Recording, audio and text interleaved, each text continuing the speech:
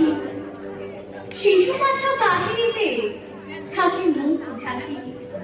ওরা কাজ করে দেশে দেশান্তরে, অঙ্গ বঙ্গ কলিঙ্গে, সমুদ্র নদীর ঘাটে ঘাটে। কাজ আর জীবন একাকার হয়ে গেল।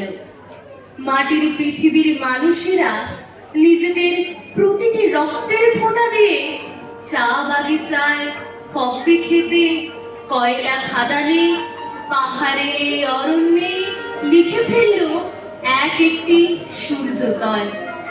এগিয়ে চলল প্রাচীন যুগ, মধ্যযুগ অতিক্রম করে আলোকবর্তিকা হাতে নিয়ে আধুনিক যুগ পার হয়ে।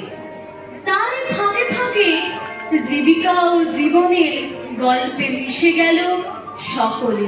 সূর্য যখন তৃণভূমি